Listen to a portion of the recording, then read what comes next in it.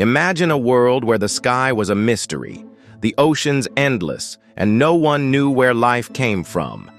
Now imagine one man standing on the shores of this ancient world, asking questions no one dared to ask.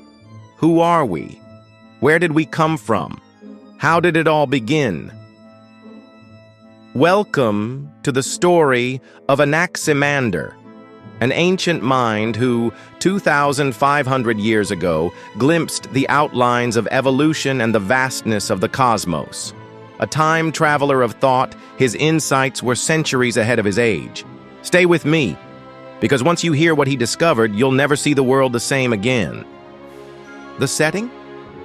A bustling harbor of wisdom and trade in the 6th century BCE. Markets hummed, sails danced in the breeze, and ideas sailed in from distant lands. Among the thinkers of this coastal haven stood Anaximander, a student of Thales, the man who believed water was the source of everything. But Anaximander wasn't satisfied with just water. He looked deeper, beyond the myths and metaphors. He wanted to understand not just the stuff of life, but the rules that governed its birth and change. He wasn't hunting legends, he was seeking laws, the kind of laws that shape stars, life, and everything in between. Here's the part that sounds like science fiction, until you realize it's science. Anaximander proposed that life began in the oceans, possibly from warming waters that birthed simple organisms.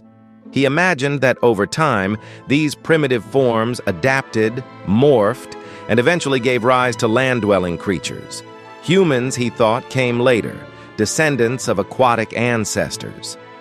Centuries before Darwin, he envisioned a kind of natural evolution. Not with genes or fossils. He didn't have those.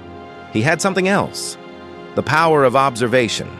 He saw that fish and humans had similarities. He saw how creatures fit into their environments, and he imagined a progression, a ladder of life, starting from the sea. Anaximander wasn't done with just life. He turned his gaze to the skies. He proposed something called the Apeiron, an infinite, boundless origin of all things. It wasn't a god or a deity. It was a principle, a force with no beginning or end. Everything comes from it. Everything returns to it. This idea may sound abstract, but think of it as an early version of the concept of the universe itself, self-governing, eternal, and driven by natural laws. He even suggested that Earth floated freely in space, not held by mythic creatures, but suspended by balance. It was one of the first steps toward a rational scientific worldview. Why remember a name buried under millennia of history? Because Anaximander reminds us what it means to think freely, to question boldly, to look at the world not as magic, but as mystery, waiting to be understood. His ideas lived on. They echoed through Aristotle, through Renaissance science, through Darwin's notebooks, and into our space telescopes. He dared to say that the world runs not on myth, but on reason. That evolution is not fiction, but unfolding logic. So here's the question Anaximander would want us to ask. What truths lie beneath what we see today? What ideas will change the world tomorrow?